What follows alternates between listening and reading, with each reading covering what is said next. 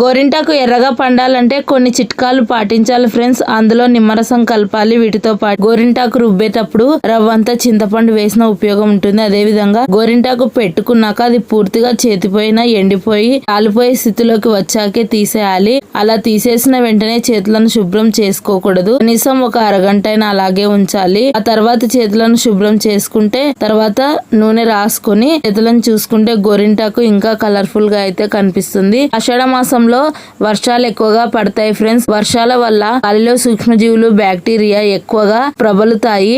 మనము ఆడవాళ్ళం ఎక్కువగా సర్పు సబ్బులలో చేతులైతే నానుతూ ఉంటాము. అలాంటప్పుడు మన శరీరం అనేది ఇన్ఫెక్షన్ల బారిన పడకుండా ఈ గోరింటాకు అయితే మన చేతులను కాళ్ళను రక్షిస్తుంది. ఆషాఢ మాసంలో గోరింటాకు పెట్టుకోవడానికి మరో ముఖ్య కారణం ఏంటంటే ఆషాఢ మాసంలో వర్షాలు ఎక్కువగా పడి వాతావరణం చల్లబడుతుంది, కానీ ఒంట్లో వేడి అలాగే ఉంటుంది. బయట వాతావరణానికి సమానంగా మన శరీరం మారదు ఫ్రెండ్స్. దీంతో సమస్యలు వచ్చే అవకాశం ఎక్కువ.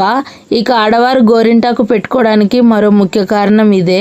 ఆషాఢ మాసంలో గోరింటాకు పెట్టుకోవడం ఒక పండుగ ఫ్రెండ్స్. ఇది స్త్రీలకు ఒక అలంకారం. గర్భాశయ దోషాలను తొలగిస్తుందని నమ్ముతారు. నరాల ఒత్తిడిని తగ్గిస్తుంది. అధిక తేమ నుండి రక్షణ కల్పిస్తుంది. మనకు గోరింటాకు రక్త ప్రసరణ పెంచుతుంది. అరిచేతిలో ఉండే నరాలకు గర్భాశయానికైతే నరాలైతే కనెక్షన్ ఉంటాయి ఫ్రెండ్స్. హార్మోన్ ఇన్బ్యాలెన్స్ ప్రాబ్లమ్స్ ని తగ్గిస్తాయి.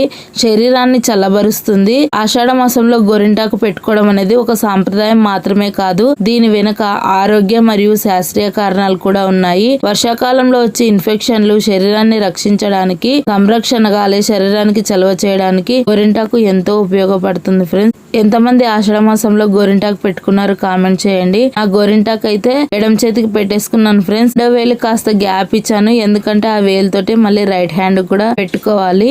రాత్రి నిద్దట్లో చెయ్యినైతే కొద్దిగా అటు ఇటు చిదిమాను, అందుకే గోరింటాకు అయితే మొత్తం హ్యాండ్ మొత్తం స్ప్రెడ్ అయింది ఫ్రెండ్స్.